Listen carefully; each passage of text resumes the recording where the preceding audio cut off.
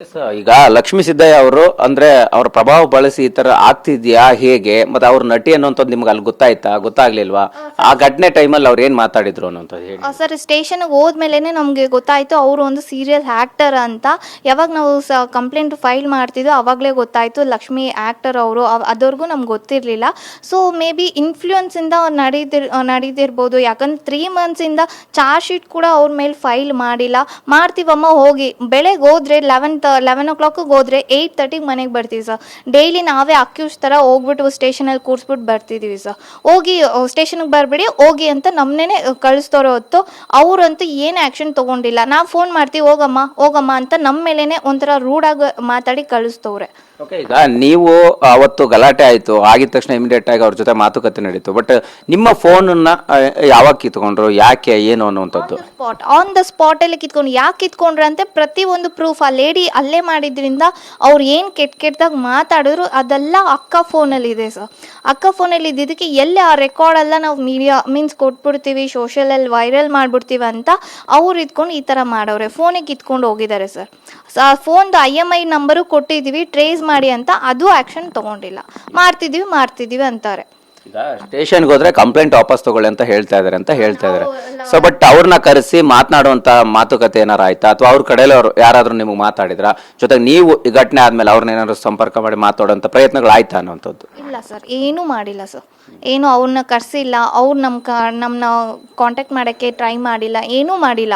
Ravi sir ಎತ್ಕೊಂಡು ನನ್ನ ಕಾಸೆ ಕೊಡ್ತೀನಿ ಸಾಲ್ವ್ ಮಾಡ್ಕೊಳ್ಳಿ ಅಂತ ಹೇಳ್ತವ್ರೆ. ಇವಾಗ ಅವ್ರನ್ನ ಕರೆಸಿ ಅವ್ರ ಕಡೆಯಿಂದ ಈಸ್ಕೊಡ್ತಿಲ್ಲ, ನಮ್ಮ ಫೋನ್ನ ನಮ್ಗೆ ಕೊಡ್ತಿಲ್ಲ ಸರ್, ಅಷ್ಟೇ. ಈಗ ನೀವು ಏನಂತ ಕಂಪ್ಲೇಂಟ್ ಮಾಡಿದ್ರಿ? ಸೊ ನ್ಯಾಯ ಸಿಗ್ಬೇಕಂತ ನೀವು ಪ್ರಯತ್ನದಲ್ಲಿದ್ರಿ ಅಂತ? ಲೀಗಲ್ ಅವ್ರ ಮೇಲೆ ಏನಿದೆಯೋ ಲೀಗಲ್ ಆ್ಯಕ್ಷನ್ ತಗೋಬೇಕು ಸರ್, ಅಷ್ಟೇ. ಲೀಗಲ್ ಆ್ಯಕ್ಷನ್ ನಾವು ಏನು FIR ಎಲ್ಲ ಮಾಡಿದಾರಲ್ಲ, FIR ಮಾಡಿದ್ದಾರೆ, ಆನಂದ್ ಕುಮಾರ್ ಮೇಲೆ ಫೈಲ್ ರಿಜಿಸ್ಟ್ರೇಷನ್ ಮಾಡಿದ್ದಾರೆ, ಎಲ್ಲ ಮಾಡಿದ್ದಾರೆ, ಬಟ್ ಆ್ಯಕ್ಷನ್ ತಗೊಂತಿಲ್ಲ. ಓಕೆ, ಈಗ ಆನಂದ್ ಕುಮಾರ್ ಯಾರು ಏನು ಅನ್ನುವಂಥದ್ದು ಮಾಹಿತಿ ನಿಮ್ಗಿದೆಯಾ, ಅಥವಾ ಸ್ಟೇಷನ್ ಇಂದ ಏನಾರು ಮಾತಾಡಿದ್ರ? ಮತ್ತೆ ಅವ್ರ ಜೊತೆಗೆ ಯಾರು ಇದ್ರು ಆ ಘಟನೆ ನಡೆದಂತ ಟೈಮಲ್ಲಿ ಅನ್ನುವಂಥದ್ದು? ಸರ್, ಆ ಲೇಡಿ ಜೊತೆ ಒಂದು ಆನಂದ್ ಕುಮಾರ್ ಮತ್ತೆ ಒಂದು 4-5 ಜನ ಇದ್ರು. ಆನಂದ್ ಕುಮಾರ್ ಹೆಸರು ಯಾವಾಗ ಗೊತ್ತಾಯ್ತು ಅಂದ್ರೆ ಸ್ಟೇಷನ್ಗೆ ಹೋದ್ಮೇಲೆ ಗೊತ್ತಾಯ್ತು. ಅವರು ಏನೋ ಫ್ರೆಂಡ್ ಅಂತವ್ರೆ, ಒಂದೊಂದ್ಸತಿ ಹಸ್ಬೆಂಡ್ ಅಂತವ್ರೆ, ನನಗೆ ಗೊತ್ತಿಲ್ಲ ಅದ್ರ ಬಗ್ಗೆ. ಸೊ ನಾನು ಅದನ್ನೇ ಹೇಳಕ್ಕೆ ಹೋಗಲ್ಲ. ಬಿಕಾಸ್ ಅವರು ನನ್ಗೆ ಹೇಳ್ತಿರೋದು ಏನು ಅಂತ ಅಂದರೆ, ನಾನು ಕೊಟ್ಟಿರೋ ಕಂಪ್ಲೇಂಟ್ಗೆ ಲೀಗಲ್ ಆ್ಯಕ್ಷನ್ ತೊಗೊತಿಲ್ಲ ಸರ್, ಅಷ್ಟೇ.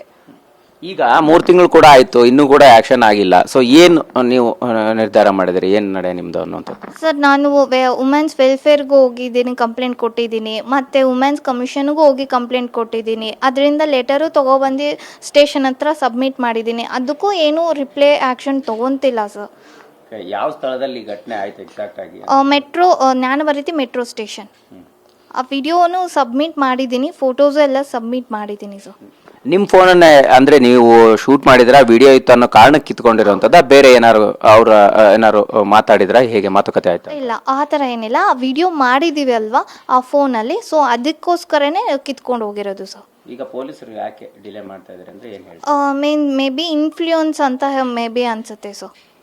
ಓಕೆ, ನೀವು ಯಾರೆಲ್ಲ ಇದ್ರಿ ಅವತ್ತು? ನಿಮ್ಮ ಜೊತೆಗೆ ಯಾರೆಲ್ಲ? ನನ್ನ ಜೊತೆ ನನ್ನ ಅಮ್ಮ ಮತ್ತು ಅಕ್ಕ, ನಮ್ಮ ಅಣ್ಣ. ಎಲ್ಲಿ ಹೋಗಿದ್ರಿ, ಎಲ್ಲಿಂದ ಬರ್ತಾ ಇದ್ರಿ ನೀವು, ಮತ್ತೆ ಅವ್ರು ಯಾವ ಕಡೆ? ನಾನು ಮತ್ತು ಅಕ್ಕ ಆಫೀಸಿಂದ ಬರ್ತಿದ್ವಿ.